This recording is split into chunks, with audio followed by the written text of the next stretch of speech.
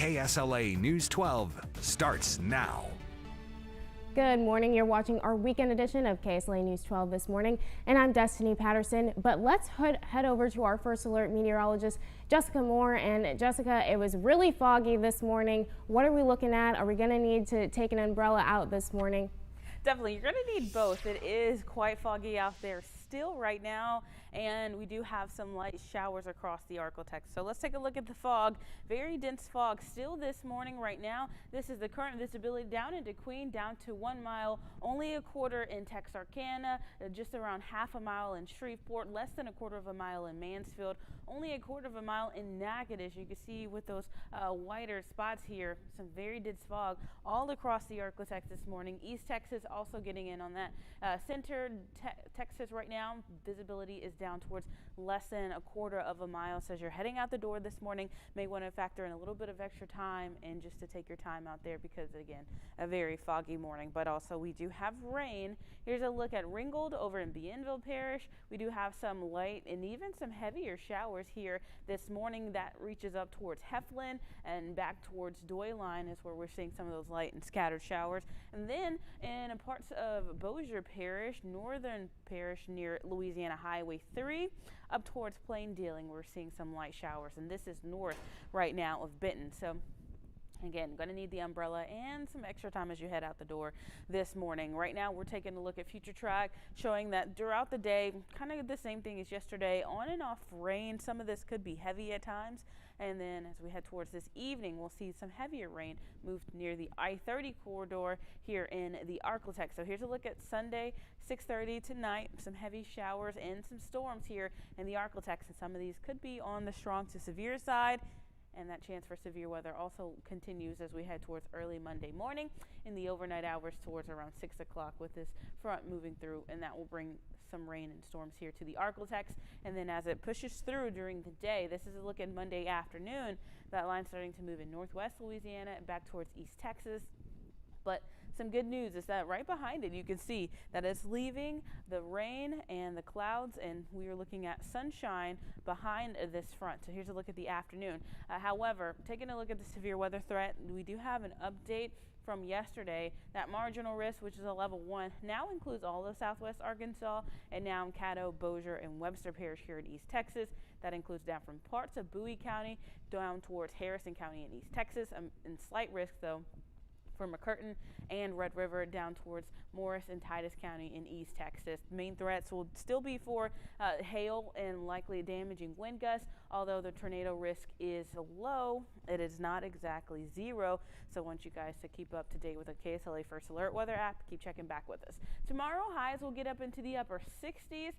60% chance of rain again during the day and the afternoon. By late afternoon, though, we're done with that. Tuesday will finally start dry and sunny and stay that way throughout the day. Low 60s there.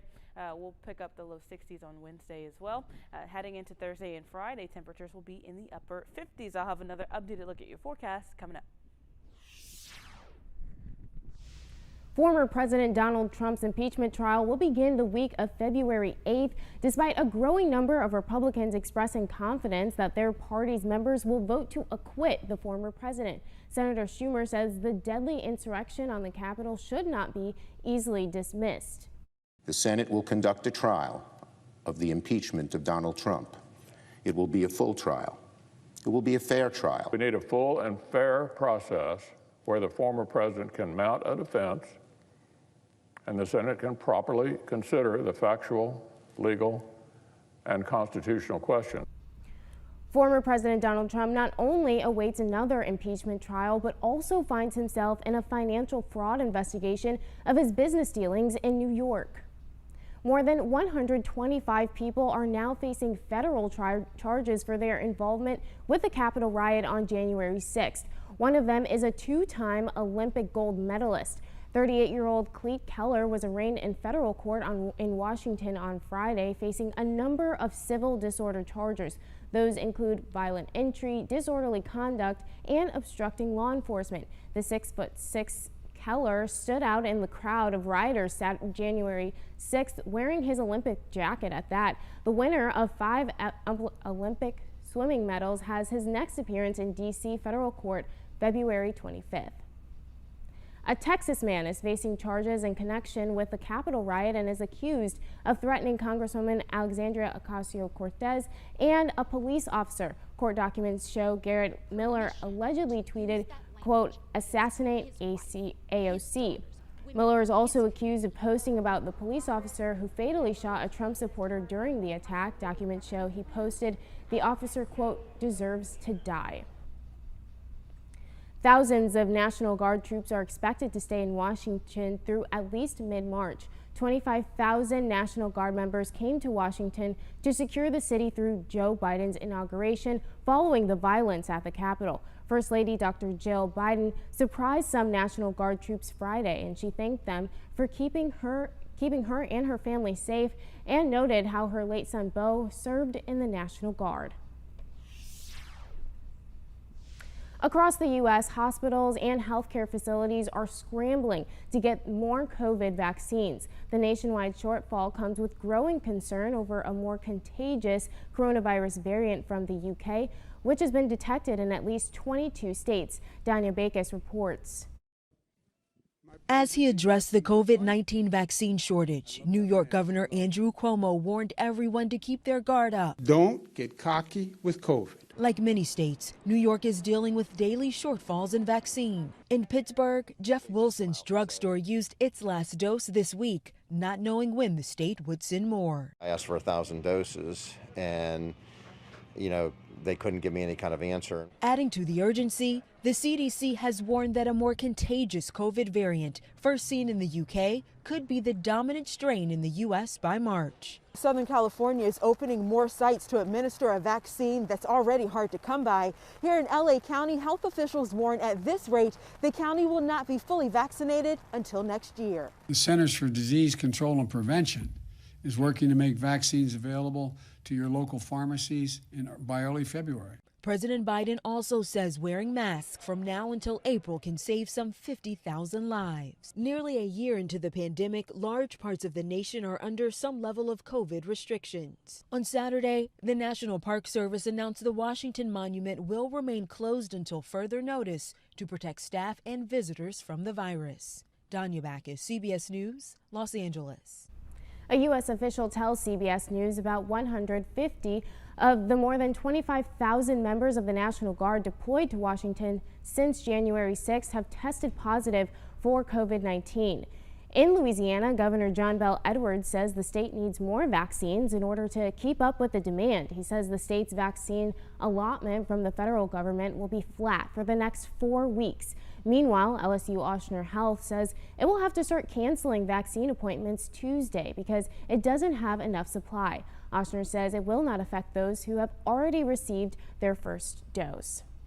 Full Court Press with Greta Van Susteren airs later today on KSLA. Here's a sneak peek of this week's show. Today on Full Court Press, I speak with House Minority Leader Kevin McCarthy. Democrats and President Biden has a plan that he's rolling out, and of course he spoke about unity. Has there been any consultation between the White House and the Republicans on Capitol Hill that you know about? No, none at all. I mean, his speech did talk about unity, but one thing I said as I was talking to President Biden and Vice President Harris, presenting them a picture from the inaugural, words are one thing, but leaders have to show actions. Let's put people back to work. Let's get kids back to school. And let's get every American who wants a vaccination to allow them to have that vaccine. That should be the focus. That full interview airs tonight right here following KSLA News 12 at 10. The largest retailer in the U.S. plans to expand its COVID-19 vaccine distribution efforts. Walmart has been administering vaccines in some of its locations in Arkansas and New Mexico. Now the company will roll out the vaccine to select stores in New Jersey and closer to home in Louisiana and Texas, as well as several other states. The company says it expects to be able to administer between 10 million to 13 million doses per month. The Louisiana Workforce Commission says fraudulent claims are tying up their resources and slowing efforts to give residents unemployment money. When 10,000 people call 300 lines, there's going to be a wait. It is not something that any of us desire. It's not something that I think any of us are happy about. I know we want to do everything we can for each and every citizen. She told Louisiana lawmakers that staff will be staying through the weekend to work through the backlog of cases, and she hopes to have most of it cleared by the middle of next week.